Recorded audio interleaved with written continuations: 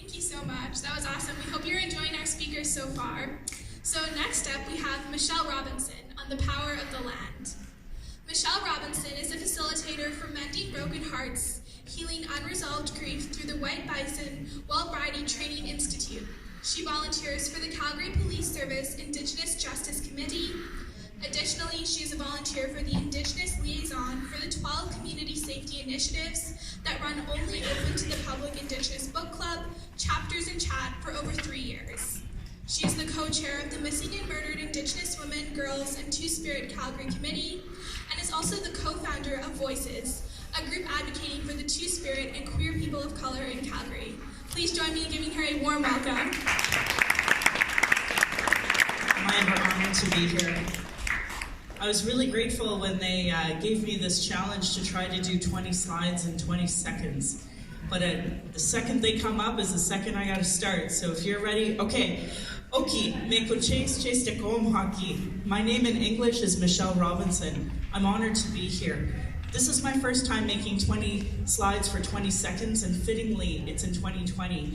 I'm really excited to talk about the power of the land and what it means to me as a Dene woman. I've been taught to tell everybody where I come from is directly tied to the land. My ancestors are born from Mother Earth here.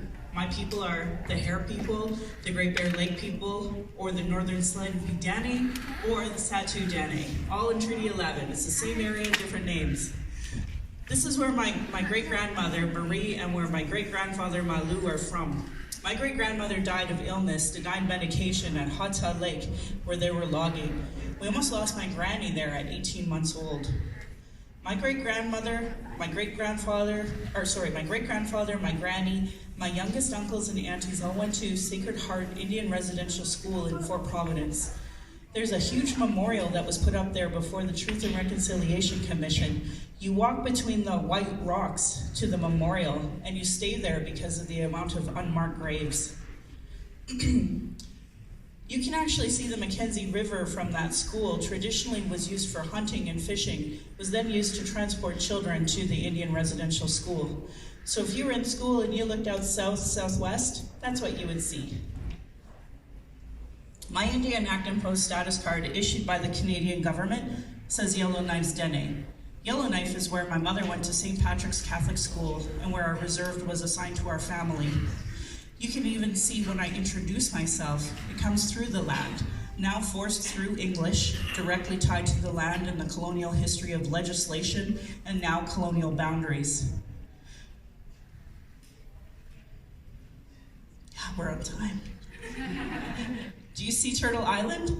Land acknowledgements, even in pan-Indigenous English terms, are important to create safer spaces for Indigenous people, and more importantly, honor the First People. I acknowledge all First Nation, Métis, Inuit status and non-status across Turtle Island as the keepers of these lands.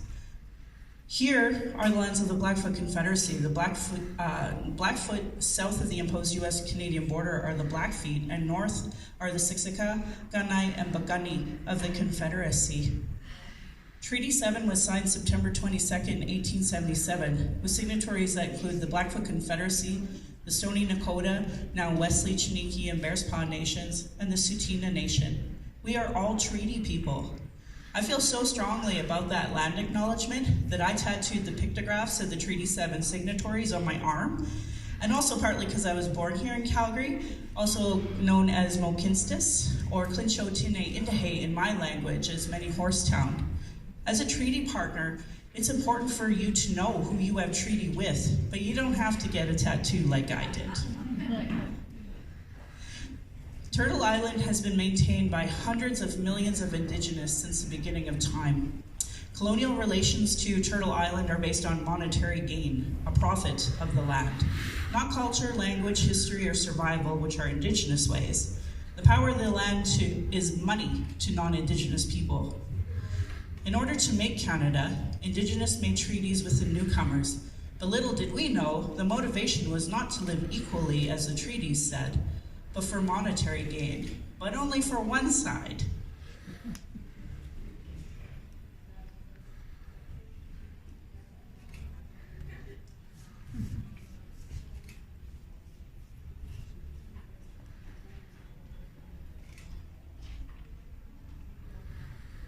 taken from Natural Resources Canada, imposed, segregated Indian land reserves are the red dots. But that's not equality. That's not what the treaties said during the signing process. The power of the land was stolen through legislation. Patriarchy is not equality. Under the Indian Act, we lost access to our lands, which contains our culture, language, history, and survival. Genocide, through legislation. Indigenous became and are still wards of the state for the land.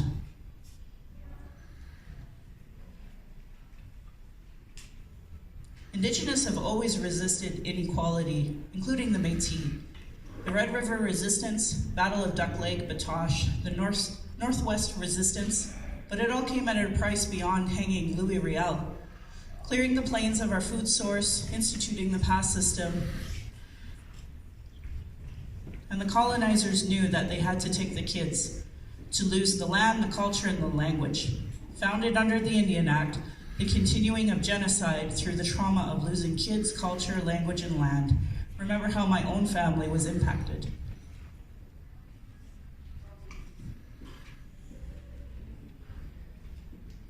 Clearing the plains of bison and Indigenous was critical for colonizers to grow their economy. The train system was needed to be able to take the resources for profit. Our lands are profit to colonizers and have been since the last spike.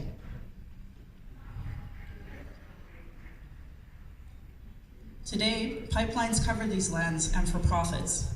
I was part of this system. I used to draft geomatic well site plans and pipeline right-of-ways for a living. For Indigenous, it's a sovereignty issue and the misuse of the land.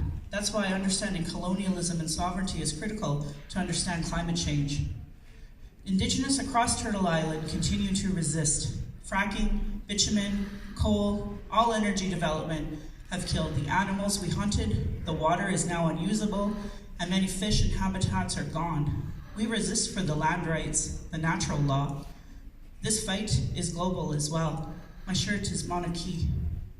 Today, as millions of us march on Turtle Island for women, the Wet'suwet'en women at Unistoten Camp are facing paramilitary RCMP, gathering to force a pipeline on their unceded land, as they did last year. So that while we're warm in here, those women are waiting to be violently assaulted by Canada. Globally, Indigenous suffer rape, murder, and genocide for the profit of others. That's the power of the land. I want to say thank you to Kent Monkman and his team for letting me use his art, but another moment of thanks to the organizers and volunteers for so much sweat and tears for allowing me to be here today. But I dedicate today's presentation to the land defenders, especially the Wet'suwet'en. Masicho.